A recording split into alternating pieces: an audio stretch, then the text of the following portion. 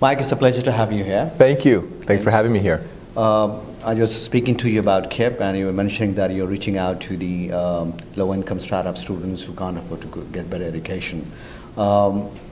People have been trying at various levels these initiatives, including the government ones, and this is a public one, as you mentioned. Tell me, what is the immediate benefit when it comes to KIPP and versus the other ones who are in the same space? Sure. The secret sauce at KIPP is that we're not looking for a secret sauce. We believe in great teaching and more of it.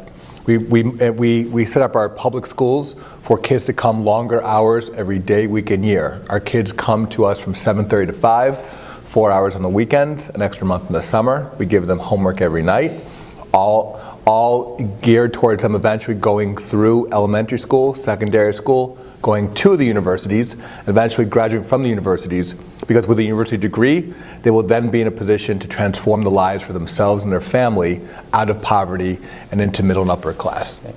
Okay. I'm sure you have fine-tuned the process to focus on this one. But when you look at the American education system in general, and especially the elementary school, the focus has never been so much on the academics. It's more about team building, leadership, working together, etc. When you talk about these things, we're talking going back to private schools that have come up in the last decade or so, focusing purely on academics. So is this something you looked at and said, no, we have to go back to the roots that was in the 50s and 60s, focus on academics? Yeah, one of the challenges with public education reform in the US is that the pendulum swings from one extreme to the other.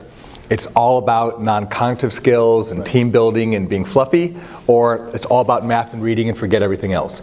At the end of the day, when we think about what's necessary to go to and through universities and be successful in the workplace, it's both. Any employer certainly wants to hire smart people, right? But they also want to hire people that can work on teams and problem solve and are resilient, and when they encounter failure will try even harder, right? And just like math is a skill, teaching resiliency is a skill too. And the other day, when faced with an either or, we have to choose an and, we have to choose both. Right.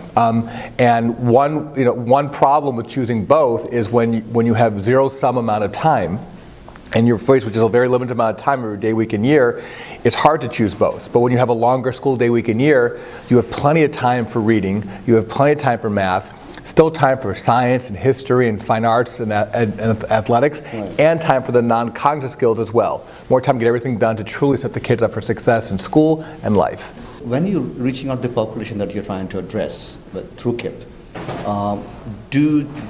so the parents don't necessarily come from strong academic backgrounds. So where do you see kids getting that environment to learn and form this?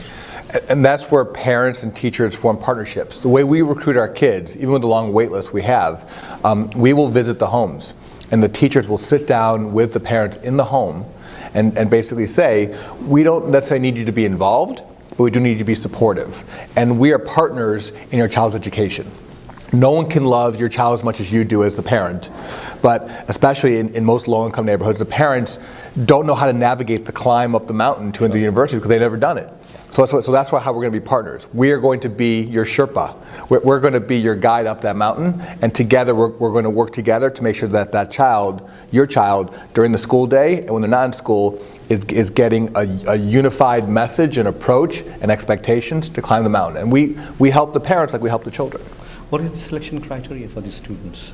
We don't select the kids, they select us. We are public charter schools, so we're a public school of choice, and any child can get in. There's no testing requirement, there's no report card or behavior requirement. It's an extra public school that just doesn't have an attendance zone. All right, it's a pleasure talking to you all. Nice meeting you. Thank you very much for hosting me here.